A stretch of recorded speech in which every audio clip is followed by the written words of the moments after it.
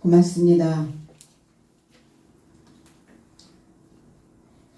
같은 하나님을 믿고 하나님의 이름을 부르는 많은 사람들이 오늘 바울과 실라 또 신앙의 진리를 따라서 가고 있는 사람들에게 끊임없는 역경을 가져다 주고 있습니다. 신앙 안에서 우리가 먼저 이루어져야 될 것들이 바로 으뜸이 되어져야 된다.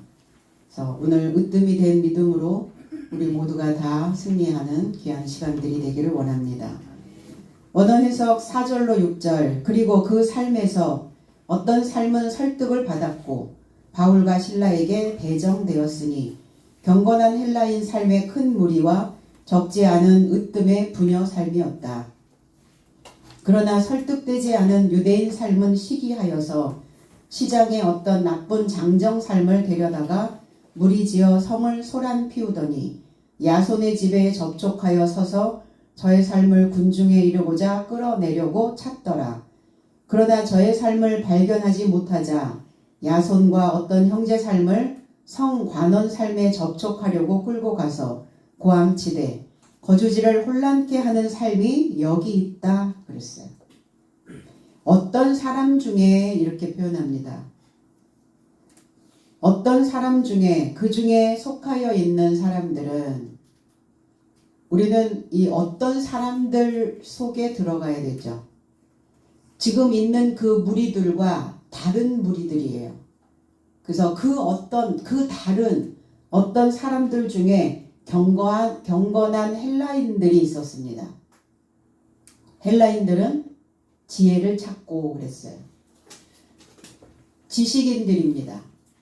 높은 지식을 추구하는 자들을 헬라인이라고 말합니다. 그들은 철학적 사고에 많이 매몰되어져 있기도 하겠죠.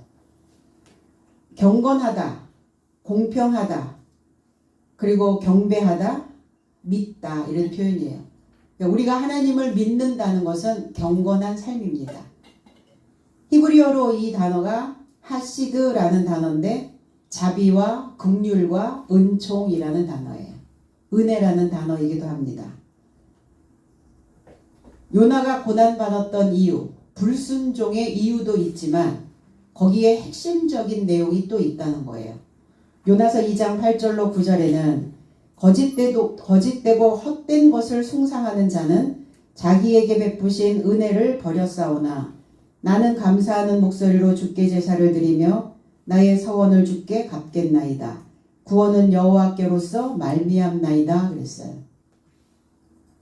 요나의 상태는 구원받지 못한 상태였다는 거예요.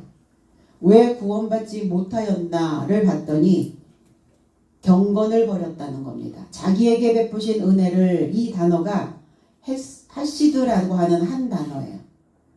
하나님께서 우리에게 베풀어 주셨던 것이 뭐냐? 경건한 삶을 살게 하려고 은총을 주셨다는 거예요. 근데 그 경건한 삶을 버렸다는 것은 하나님을 버렸다는 거예요. 하나님은 경건하시고 하나님은 존귀한 자시고 그리고 하나님 거룩한 자신데 그 경건을 버렸다. 거짓되고 헛된 우상숭배죠. 거짓되고 헛된 것이 뭐냐? 무익하게 만드는 삶이죠. 그리고 공허하게 만드는 인생의 생각들이죠. 그 거짓된 것은 파멸되어져야 되고 인생을 파괴하게 됩니다.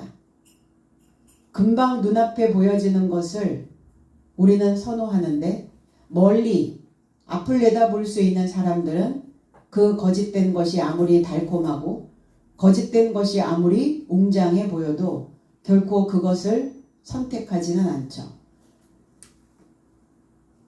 그런데 그는 그 헛된 것을 덧없는 것을 텅 비어 있는 것을 숭상했다. 그거를 보존하고 있었다는 거예요. 우리 속에 항상 거짓되고 텅 비어 있는 그 허무한 헛되어 있는 그것들이 잠복하고 있어요. 잠복하고 있다가 어떠한 요소들이 어떠한 환경들이 주어지면 내 안에 잠복되어져 있는 그 헛된 것들이 우리를 파멸시키고자 하는 그 생각들이 올라온다는 거예요. 그 요나도 그러한 상태였죠.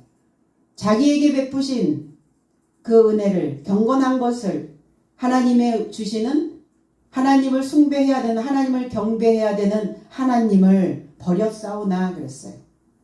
하나님을 없이 만들어 버렸다고요. 그러니까 우리도 신앙생활 하면서 하나님을 순간에 없이 만들어 버리는 상태가 되어질 수 있다. 왜? 그것이 왜 그렇게 되어지는가? 감사를 잃어버리면 그렇게 되어진다는 거예요. 모든 것들이 다 우리에게 주어져 있는 하루하루가 우리에게 그냥 당연히 있어야 될 시간들이 아니죠. 우리가 처하여 있는 그 모든 것들이 다 감사여야 된다는 겁니다. 그 감사하는 것, 감사하는 목소리로 제사를 드리며 그랬어요. 제사를 드린다는 것은 동물적인 생각, 짐승적인 마음, 그거를 드리는 거예요. 그 짐승적인 생각을 살육하는 겁니다. 죽이는 거예요. 그걸 제사라고 얘기해요. 그럼 오늘 이 예배가 구약에선 제사였는데 그럼 이 예배를 통해서 뭘 하기를 원하는가? 짐승 같은 생각을 드리는 겁니다. 나의 서원을 주께 갚겠나이다. 요나가 하나님께 어떠한 약속을 했을까? 어떤 일을 하기로 하나님께 서명했을까? 그는 사역자였고 그는 하나님의 종이었어요. 그런데 하나님을 순간 없이 만들어버렸던 그 상태가 생각이 났겠죠. 내가 하나님께 약속했던 그 서원했던 하나님이 나에게 원하시는 그 어떤 일을 하기로 작정했던 시간들이 기억났습니다. 그것을 내가 배상하겠습니다. 그거를 갚겠습니다. 그거를 갚으면 어떤 상태가 되냐면 평화가 옵니다. 내가 무엇을 하기로 약속을 했는데 그 약속을 지키지 않고 있으면 마음이 항상 어떻죠? 숙지하지 않은 느낌. 뭔가 마음이 정리되지 않는 느낌들이 항상 남아있죠. 따라다니죠. 그런데 그것을 배상했을 때 그 마음에 화평이 찾아오게 된다는 겁니다. 아는 거죠. 구원은, 그 구원자는 그 여호수아, 예수아라는 단어, 여호수아라고 하는 단어에서 예수아라는 단어가 만들어지고 그 단어에서 예수라는 단어가 만들어진 거예요. 그가 구원하실 것이다. 그 구원은, 그 건짐은 내가 처하여 있는 모든 상황에서 나보다 이 지금의 상황보다 더 나은 조건으로 나를 끌어내시는 거예요. 이거를 구원이라고 말합니다. 여호와께로 말미암나이다. 그러면 내가 그 어려운 어떤 난관에 있는 그 삶에서 건짐을 받으려면 내 안에 여호와가 존재되어져 있어야 된다는 얘기예요. 그래서 여호와께로 말미암나이다. 존재하기를 소망하고 그리고 존재하기로 원하는 그 삶이 우리 안에 있어져야 된다는 거죠. 그래서 경건한 삶을 버린, 하나님을 버린 요나가 그 스올이라고 하는, 음부라고 하는 그 물고기의 태 속에 들어가서 외쳤던 간절함이었어요. 그 헬라인 중에 귀부인들이 있네요. 귀하다, 이런. 귀하다라고 하는 의미는 으뜸이라는 얘기예요. 그리고 제1인자라는 얘기예요. 우리는 과연 나에게 가장 으뜸, 나에게 가장 최상의 것이 무엇이냐? 나의 1인자가, 내가 우선적으로 생각하고 있는 그 1인자가 누구인가? 골로새서 1장 18절에는 그는 몸인 교회의 머리요 그는 시작이요 죽음에서 나오신 초태생이니 이는 친히 모든 삶 안에서 으뜸이 되려 하심이라 그랬어요. 몸된 교회, 저와 여러분들이 몸된 교회가 되어져야죠. 우리는 우리의 몸을 가지고 있지만 우리의 몸이 하나님의 거룩한 경건한 성전이어야 된다는 얘기예요. 그 몸된 교회를 붙잡고 그 몸을 통치하는 머리시며 그리스도 예수가 우리의 머리가 되어 주셔야 되는 거죠. 그래서 막 복잡하고 어지럽고 힘든 생각들이 하나하나 가닥을 놓아서 하나하나 다리를 놓아서 하나하나 정리되어져야 되는 그 머리시며 모든 삶의 으뜸이 되고자 하신다고요. 저와 여러분들의 삶을 최상의 삶으로 끌어올리기를 원하시는, 저와 여러분들의 삶이 가장 우선적인 삶이 될 수 있도록, 그러려면 저와 여러분들의 가장 우선은 하나님이어야 된다는 얘기예요. 바로 하나님이 나의 가장 우선적인 사람들은 그 삶을 1인자라고 말합니다. 그들이 다 권함을 받고 바울의 권함을 받았다. 이 페이도라고 하는 단어는 마음을 끌어내는 거예요. 그리고 설득하며 그들에게 하나님을 확신시켜 주는 겁니다. 막연한 하나님이 아니죠. 그러면 바울이 믿었던 그 하나님을, 바울의 입에서 나가는 그 하나님은 확신 있는 하나님이었어요. 나의 삶을 이렇게 변화시켜 주셨던 하나님, 나의 생각들을 이렇게 정리해 주셨던 하나님, 그거를 헬라의 그 귀부인들이 보고 있는 겁니다. 그 입에서 얼마만큼 하나님에 대한 그 말씀을 확신 있게 증거하고 있는가를 보고 있는 거예요. 갈라디아서 5장 7절에는 너의 삶이 다름질하더니 누가 너의 삶을 그 진리로 설득되지 못하도록 막더냐 그랬어요. 갈라디아인들, 어리석은 갈라디아인이요 이렇게 표현하거든요. 진리를 가야 되는데, 참된 말씀을 들어야 되는데, 진짜 하나님을 믿어야 되는데, 그럼 어떤 사람들은 이렇게 얘기하죠. 내가 믿는 하나님이 가짜란 말인가? 구약의 하늘은 두 하늘이 있었어요. 제자들에게도 말씀하셨습니다. 두 주인을 섬길 수 없다라고 말씀하셨습니다. 그러니까 주인이 둘이라는 얘기예요. 둘인데 하나는 가짜라는 얘기죠. 하나는 진짜고 하나는 가짜라는 얘기예요. 두 하늘에 하나는 가짜 하늘이라는 얘기예요. 그래서 전쟁을 치르면서 우리가 말씀을 통해서 말씀을 듣는다는 것, 말씀을 이해한다는 것, 말씀이 내 삶 속에 스며든다는 것은 전쟁입니다. 그 전쟁을 통해서 가짜인 하늘을 쫓아내는 거예요. 그게 하늘의 전쟁이었잖아요. 계시록에. 저 보여지는 지금 이 자연계에서 일어나는 하늘의 전쟁이 아니라 저와 여러분들 속에서 생각나는, 저와 여러분들의 머리 안에서 일어나고 있는 일들이라는 거예요. 우리가 하루에도 얼마나 수없이 많은 감정의 변화를 경험하게 됩니까? 그 많은 5만 가지의 그 생각들이 저와 여러분들의 삶 속에서 설득되어져야 되는데, 무엇으로 설득되어져야 되느냐? 진리로 설득되어져야 된다고요. 참된 것으로, 참으로. 그러니까 우리가 어떠한 두 가지의 생각이 올라왔을 때 무엇이 참인가를 가려내셔야죠. 어떤 것이 진짜인가? 근데 진짜를 가져보지 못한 사람들은 진짜가 무엇인지 가려낼 수 없다는 거예요. 진짜가 어떤 것인지 구경하지 못했는데 두 개 중에 어떤 게 진짜냐고 고르라고 그러면 그걸 단박에 고를 수 있냐는 거예요. 왜 진리로 설득되지 못하냐? 말씀의 수준을 못 높이기 때문에 문제예요. 낮은 수준의 그 메시지를 계속 듣고 있기 때문에 무엇이 진짜인지 경험하지 못한다는 겁니다. 그 진리로 설득되지 못하도록 막고 있는 자들이 누구겠어요? 본인들이죠. 내가 지금 알고 있는 그 하늘보다 으뜸이 되어지는 최상의 하늘이 또 있다라는 것을 왜 우리는 인정하지 못하고 그거를 알아보지 못하고 있는가?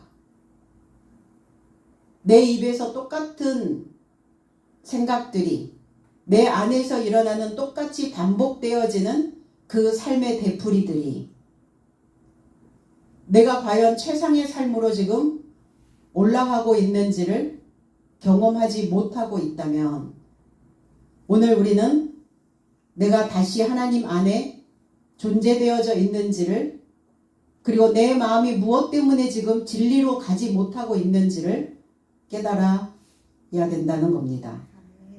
바깥에 있는 사람들의 문제도 아니고 그거를 받아들여서 내 안에 진리가 아닌데 진리인 것처럼 붙잡고 있는 나의 내부의 문제도 있다는 겁니다.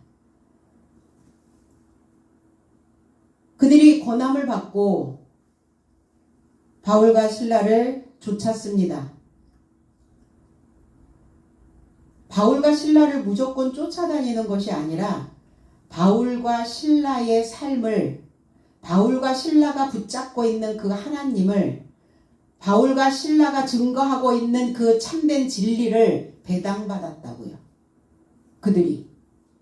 그래서 배당받았다 이런 표현이에요. 상속받다, 기업을 얻다, 공동으로 할당하다 이런 표현입니다. 무조건 사도들을 쫓아다닌 게 아니에요. 배당받고 있는 겁니다. 그러면 저와 여러분들이 신앙생활을 한다는 건 여러분들이 시온성 교회에 오셔서 예배드리고 말씀을 듣는다는 것은 내가 가지고 있는 진리를 저는 여러분들에게 배당해주고 있는 겁니다. 자, 배당을 받은 성도들의 삶은 어떨까요? 지도자의 수준과 같아지겠죠. 그러니까 낮은 수준에 있는 삶을 배당받는 사람들은 낮은 수준으로, 높은 수준에 있는 삶을 배당받는 사람들은 높은 수준으로 되어지겠죠. 그러니까 뭘 배당받느냐는 거예요. 어떤 것을 할당해 주느냐예요, 나에게. 그런데 어떤 것이 내 삶에 할당되어지는지, 어떤 것들이 내 삶에 상속되어지는지를 우린 계산해 봐야 되는데, 우린 바깥에서 내가 어디에 투자를 해서 그 배당금이 적었을 때 우리는 기가 막히게 계산을 하죠. 왜 나한테는 요거밖에 배당을 안 해주느냐고 항의를 할 거랍니다. 그런데 우리는 신앙생활 안에서 왜 내가 하나님한테 배당이 이렇게 작은가에 대하여 한 사람도, 어떤 사람도 그 지도자에게 의견을 내놓는 사람들이 없다는 게 문제죠. 오늘 바울과 실라는 그 경건한 으뜸이 되어진 믿음의 그 부녀들의 삶에게 하나님의 기업으로 할당해주고 있는 겁니다. 우리는 하나님의 기업이 되어야죠. 하나님의 상속자들이 되어져야 되고 하나님의 유업을 이을 자들이 되어져야 된다는 겁니다. 히브리서 11장 7절에는 믿음으로 노아는 아직도 보여지지 않는 삶에 관하여 신탁을 받고 경외함으로 그의 집에 구원에 이르는 방주를 시설하였으니 이로 인하여 그는 세상을 정죄하고 믿음을 좇는 의의 상속자가 되었느니라. 의로운 삶. 그런데 믿음을 좇았다. 진리를 쫓았다. 하나님의 경건한 삶을 좇은 노아는 그 삶으로 배당받았다고요. 노아, 정착하다 이런 뜻이에요. 쉬다 이런 뜻이에요. 조용하다. 사람들은 요즘 뭐라고 얘기합니까? 조용할 날이 없네. 그게 쉴 수가 있냐고요, 정신이. 머릿속에서 계속 무엇인가 생각에 꼬리를 물고 돌아가니까 밤이 돼도 쉬지를 못하는 거예요. 조용할 날이 없는 거죠. 그러면 조용해져야 쉴 수 있죠. 그 조용한 자가 노아입니다. 그래서 조용해지려면 뭘 해야 되냐? 뿌리 내리셔야 돼요. 뿌리를 깊이 받고 내려가셔야 됩니다. 내가 하나님을 믿는 기한을 정해놓은 자는 조용해지지 않아요. 시끄러운 일이 벌어집니다. 내가 하나님을 믿는데 언제서부터 언제까지는 믿고 그 이후로는 나도 몰라. 그렇습니까? 정착하셔야죠. 내 평생, 내 죽는 날까지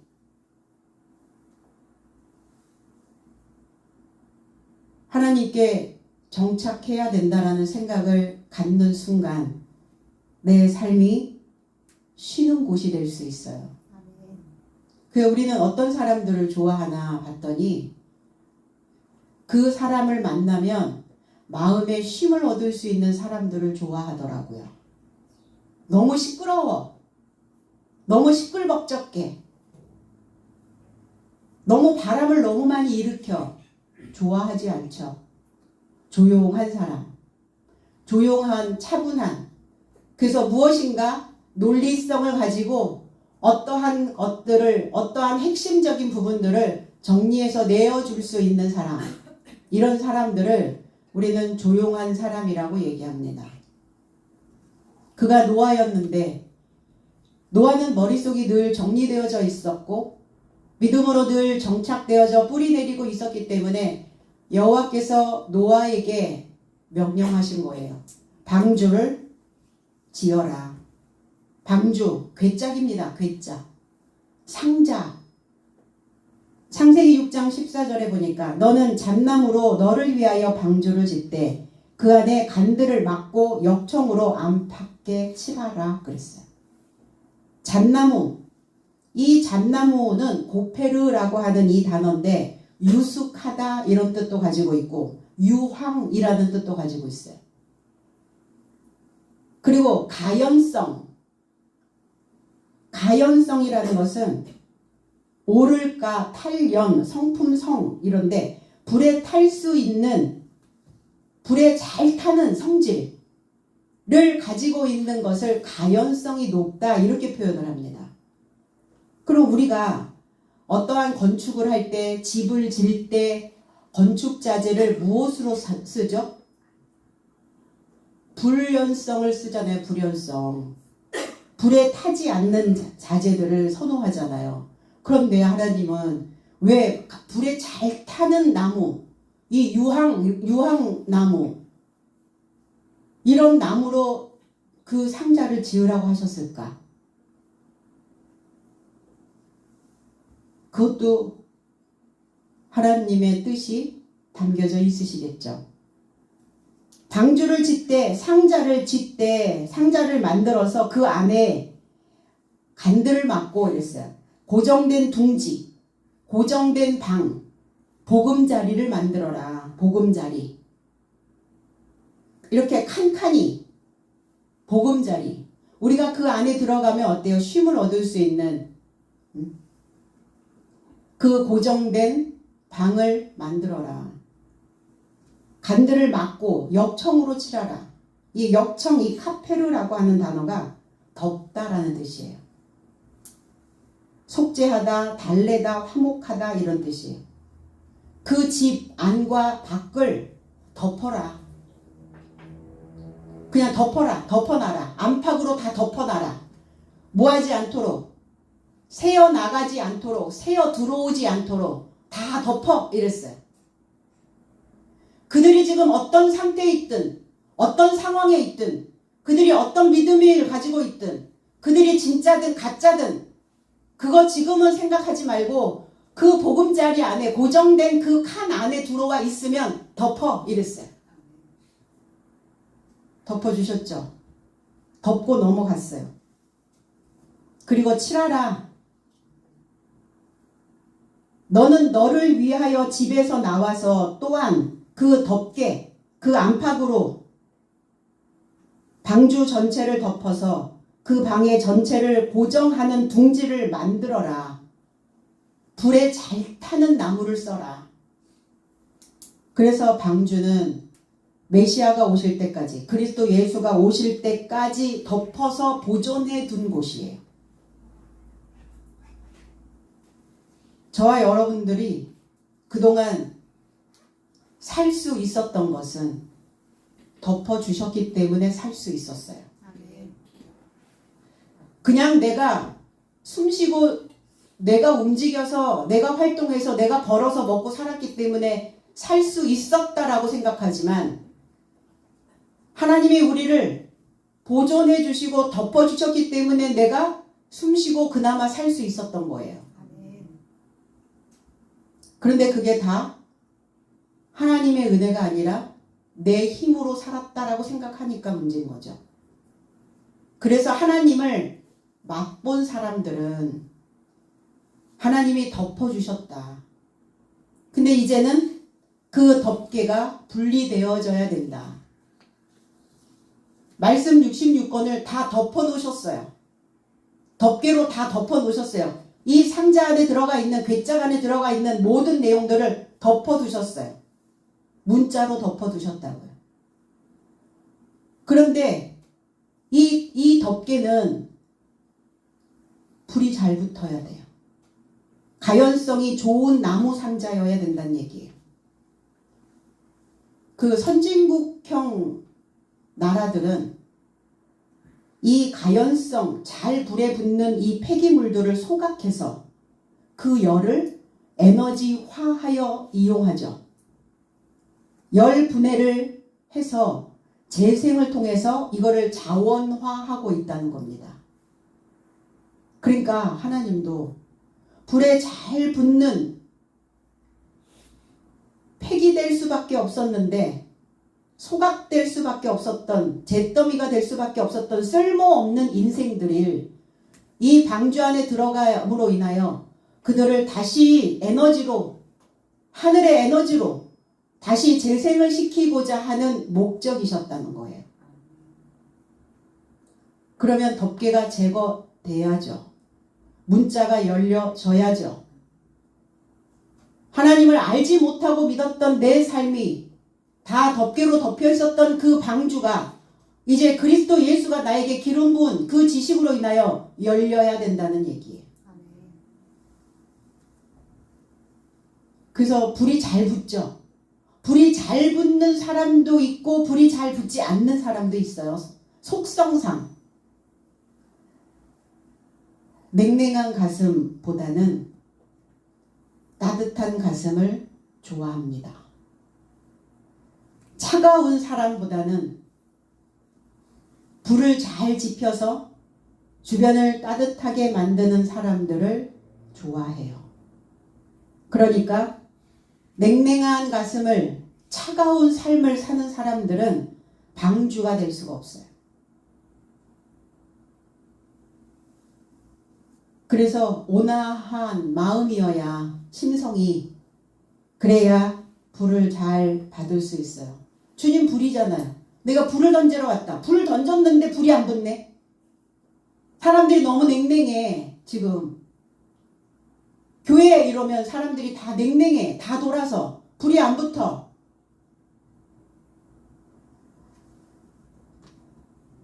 오늘 주님은 노아처럼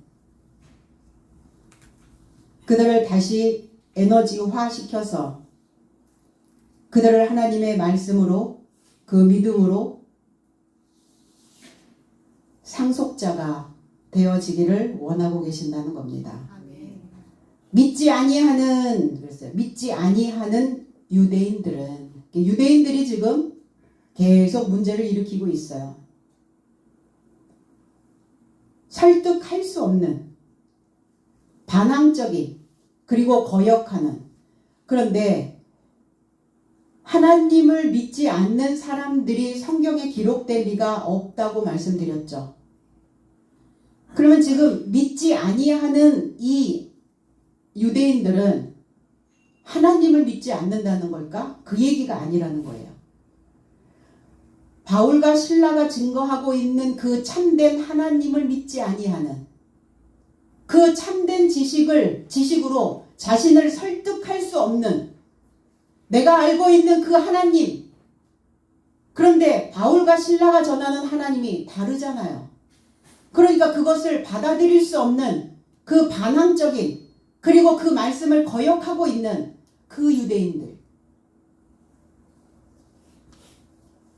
그래서 지금 개역성경에는 믿지 아니하는 유대인들이 믿지 않다라는 이 단어가 빠졌는데 원어 성경에는 믿지 아니하는 유대인들 이렇게 표현되고 있습니다.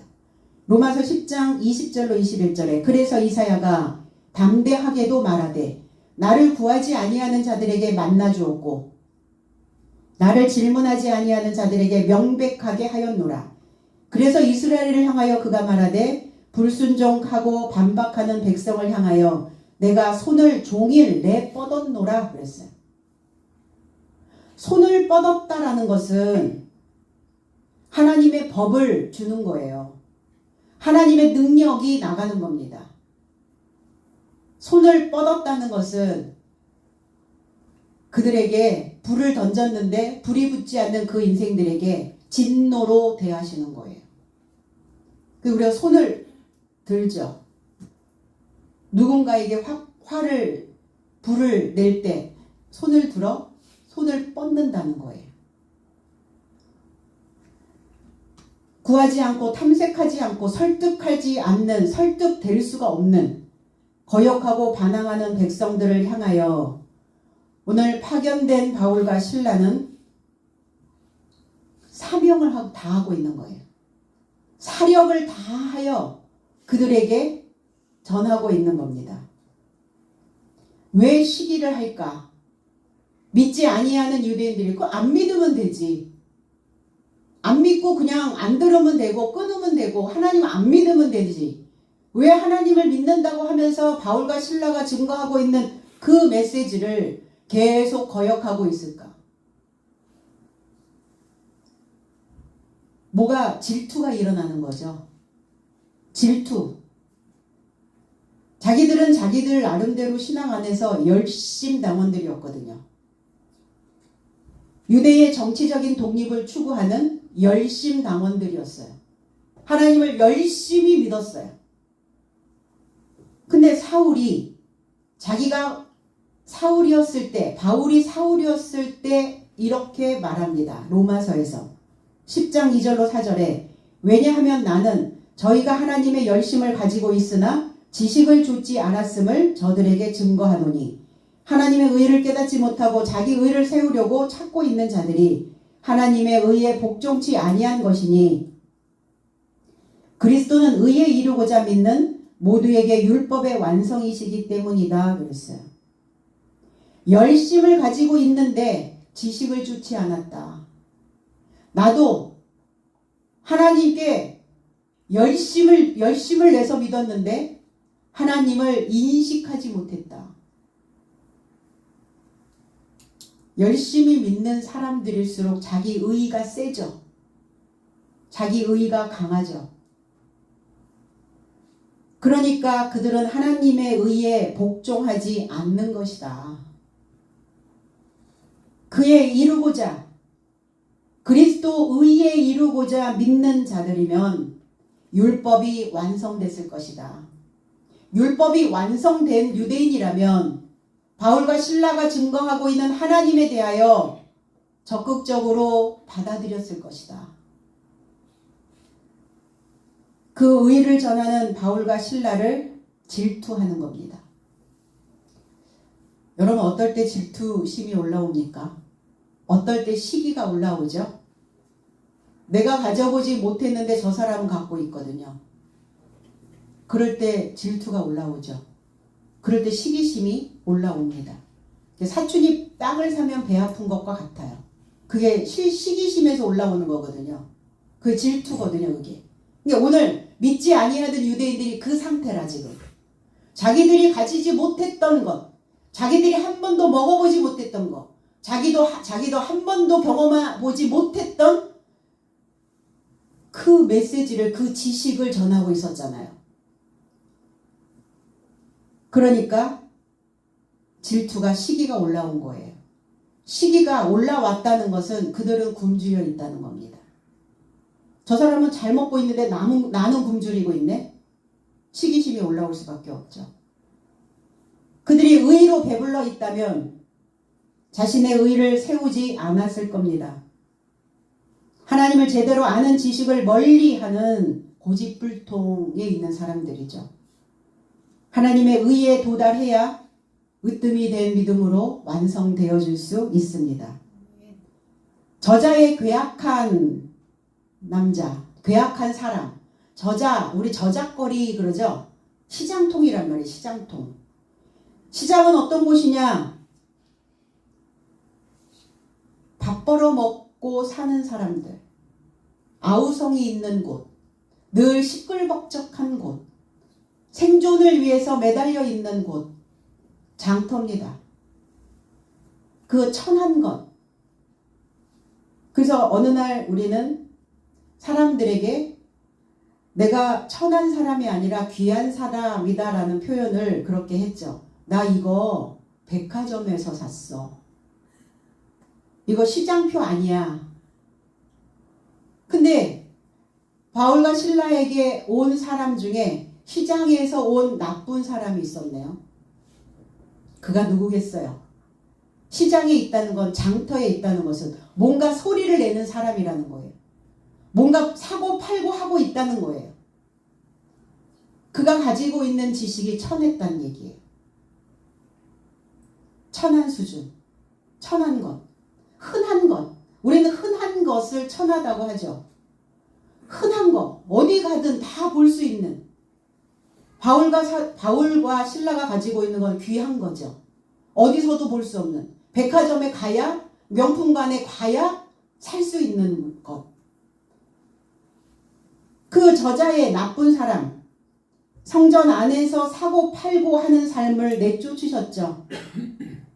그러니까 여기가 장터인데 이 장터에서 귀한 것을 주느냐 천한 것을 주느냐예요. 장터가 된 성소가 되었죠. 하나님을 팔아서 자신의 사리 사욕을 위해서 사역하는 자들, 이 장터에 있는 사람들입니다.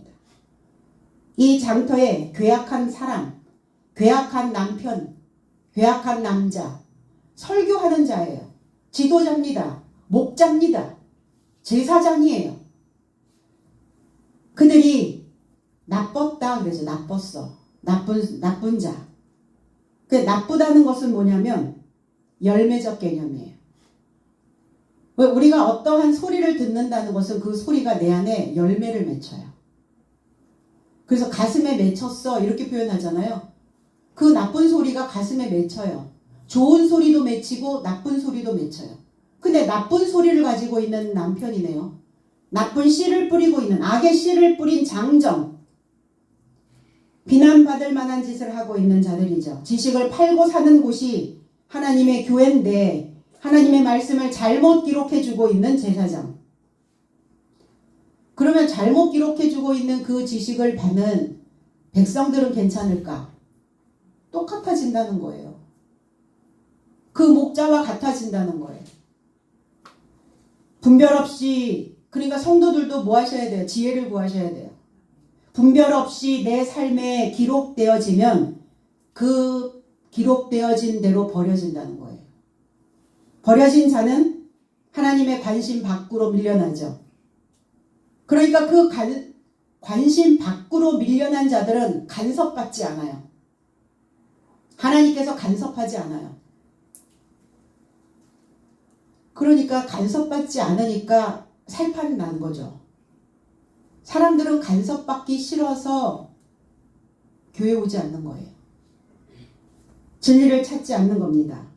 그러면 어떻게 되죠? 잘못 기록된 대로 그들은 살며 실행하며 자기 속에 있는 것을 계속 먹고 또 다른 사람에게도 옮겨주고 이리저리 뒹굴면서 천한 낮은 신앙인으로 그렇게 살다 가게 되는 거예요.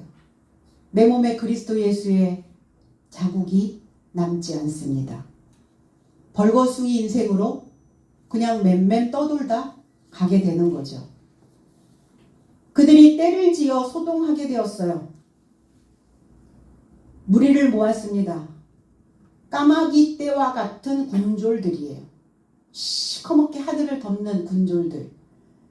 갑자기 모았기 때문에 훈련되지 않아서 질서가 없고 어수선한 군사들. 그들을 오합지졸이라고 말합니다. 까마귀 때 오합지졸. 이게 까마귀 오자거든요. 무질서하고 훈련되지 않은 사람들의 무리. 그들이 성을 소란하게 했다. 소요를 일으켰다. 그들의 오염된 생각. 그리고 그들은 늘 굶주려 있었어요. 시기하고 질투하고 하나님의 자원인 말씀의 고갈로 그들은 위기를 맞고 있는 겁니다. 그러니까 때를 지었다는 거예요. 군대를 소집했다는 겁니다. 위기가 왔다라고 생각이 드니까 군대를 회집했겠죠.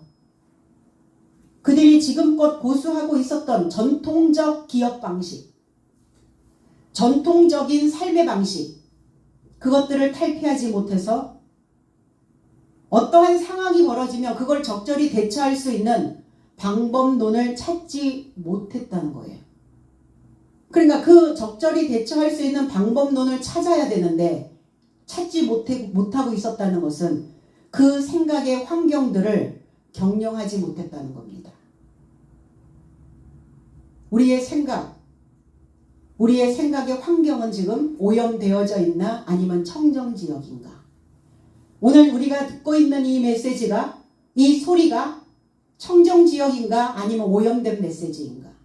맨날 그냥 목구멍이 포도청이라 그런지 맨날 뭐 먹고 사는 거, 맨날 보여지는 어떤 육적인, 물질적인 맨날 이런 거에만 포커스가 맞춰지냐고요. 이게 지금 50년대도 60년대도 70년대도 아닌데. 똑같은 것들이 늘 반복되어지니까 오염될 수밖에 없죠. 물이 흘러야 되는데 흐르지 않고 고여 있으니까 그 환경은 엉망인 거예요.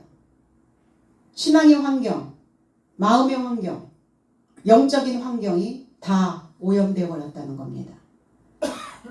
바울과 실라가 간 곳이 야손의 집입니다. 야손이라고 하는 이 단어, 이 사람은 치료, 병 나은 자라는 뜻이에요. 치료하는 이란 뜻이에요. 치유하다, 온전케 하다 이런 뜻이에요. 누가 나를 고칩니까? 내 안에 하나님의 진리가 들어와 있는 자는 스스로 나를 치유하고 스스로 나에게 병을 낫게 해주는 능력을 가지고 있다는 겁니다. 그러면 병을 낫게 해줄 수 있는 사람은 많이 아파본 사람이어야 해요.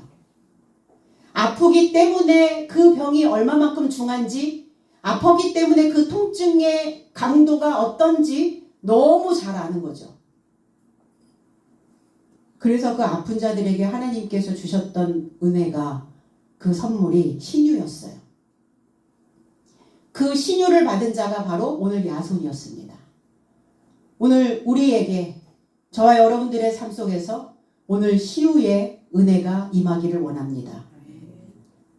그는 데살로니가인이었고 바울과 실라가 2차 전도 여행 시에서 저의 집에 유숙하기도 했습니다. 그들을 피신시켜서 숨겨줬던 자예요. 바울의 친척이었고 바울을 따라서 고린도에 가서 전도도 하기도 합니다. 로마서 16장 21절에는 내 동역자인 디모데와 누기오와 야손과 내 친척 소비바더가 너의 삶을 문안한다 그랬어요. 같은 사역자였습니다. 야손. 한 혈통이었어요. 친족이었어요. 같은 피를 물려받았다는 거예요. 그리스도 예수의 피로 같은 피가 되었다는 거예요. 예수 그리스도와 결합된 은혜 있는 자들이었습니다. 그들이 야손의 집에 달려들었어요. 습격했습니다. 뭐 하려고? 끌어내려고, 논쟁하려고, 투쟁하려고, 전쟁 치르려고. 고린도전서 9장 25절로 26절에 그래서 투쟁하는 자는 모든 삶을 절제한다. 그런즉 저 삶은 실로 썩은 면류관을 취하려 하지만 내 삶은 썩지 않는 것을 취하려 한다. 그런즉 이제 나는 이같이 불확실하지 않은 다름질을 하며 허공을 때리지 않게끔 격투한다 그랬어요. 썩은 면류관이 되지 않으려면 함부로 먹지 말아야 돼요. 영적인 전쟁터에서 자신의 감정을 절제해야 하는데 오늘 유대인들은 썩은 신앙으로 싸움을 걸어왔어요. 그들의 믿음은 불확실하여 허공에 울리는 힘없는 논쟁일 뿐입니다. 그냥 말만 하는, 말장난만 하는. 신앙생활을 지금까지 해오면서 그들은 하나님께로부터 불합격된 자들이에요. 바울 사도는 내가 형제들에게 전한 다음에 내가 하나님께 불합격될까 하여 내 몸을 쳐서 나는 그리스도 예수의 종으로 끌려간다 그랬어요. 자기들을 쳐서 자기 자신들이 종으로 끌려갈 수 있도록 해야 되는데 오늘 그 메시지가 그 믿지 아니하는 유대인들의 삶을 치니까 그 신앙을 치니까 그들은 바울과 실라를 끌어내려고 지금 찾아온 거죠. 그들을 찾았으나 그랬어요. 생명을 빼앗기 위해 계획을 했으나 발견하지 못하네 그랬어요. 그들은 눈뜬 장님이라. 야손의 집이 넓으면 얼마나 넓겠어요? 구석구석 찾으면 바울과 실라를 발견할 수 있었는데 그들은 바울과 실라를 볼 수 없는 소경들이었다는 거예요. 하나님의 말씀을 보지 못하고 이해하지 못하는 맹인들이었습니다. 그러니까 발견하지 못했다고요. 로마서 7장 21절에 그리하여 좋은 것을 행하기를 원하는 나에게 법을 발견하는데 악이 나에게 기대하고 있는 것이다 그랬어요. 속사람을 발견해야 하는데 그들은 발견하지 못하고 있어요. 그들의 속을 발견해야 되죠. 바울과 실라를 찾아서 죽이는 것이 아니라 내 속이 어떤지 자기 속을 발견해야죠. 야손과 형제 삶을 그 읍장들을 시켜서 연행하게 됩니다. 이 읍장들은 도시의 통치자예요. 성의 관원입니다. 유대인들이 도시의 통치자에게 접촉했어요. 자기들만의 힘으로는 지금 부족하니까 세력 하나를 끌어들인 거예요. 그리고 소리를 지릅니다. 이 소리는 소란스러운 방법으로 부르짖다 이런 뜻이에요. 구조 등을 외치다. 그러니까 이 지금 읍장에게 도시의 통치자에게 구조를 요청하고 있는 거예요. 그리고 이야기합니다. 이들이 이 성을 어지럽게 하고 있다. 방해하고 있다. 혼란시키고 있다. 그게 혼란스러운 거죠. 그동안 자기들이 믿었던 하나님이 누구인가. 그 메시지가 너무 다르게 들어오니까. 갈라디아서 5장 11절로 12절에 형제 삶이여 내가 아직까지 할례를 선포하면 어찌 아직까지 핍박을 받겠느냐. 그렇다면 십자가의 덫이 쓸모없게 된 것이다. 내 삶을 혼란케 하는 삶이 잘려지기를 원한다 그랬어요. 바울이 모세의 율법만을 전하고 있다면 이 믿지 아니하는 유대인들에게 핍박을 받을 이유가 없죠. 그런데 그렇게 내가 그것만을 전하고 있다면 모세의 율법만을 전하고 있다면 십자가의 덫에 걸리지 않는다. 십자가의 덫이 필요 없게 된다. 이렇게 말씀하고 있어요. 십자가는 뭐냐? 덫입니다. 여러분들은 덫에 걸린 거예요. 그런데 그 덫에 걸려서 죽는 자가 있고 사는 자가 있어요. 어느 덫에 걸리느냐예요. 십자가의 덫에 걸려야 이 쓸모없고 낮은 천한 인생들이 으뜸이 되어지고 1인자가 되어질 수 있다라는 겁니다. 그러니까 그 유대인들은 지금 겁에 질려버린 거예요. 그들이 버려지게 될까봐. 그들은 모세의 집에서 쫓겨날까봐 지금 불안한 거예요. 종교의 판도가 지금 바뀌어질까봐 그들은 노심초사하고 있는 겁니다. 노심초사, 마음이 지치도록 애쓰고 속이 탈 정도로 걱정한다 이런 뜻이. 신경이 곤두선 상태죠. 마음이 타들어가는 거예요. 바울과 실라와 야손은 반대예요. 태연자약하고 있습니다. 마음이 평온하여 여유 있는 상태에 그랬어요. 저도 한 주간 노심초사하다가 내가 이럴 일이 아니지. 내 마음에 이렇게 불을 붙일 필요가 없지. 그래서 다시 태연자약으로 옮겨졌던.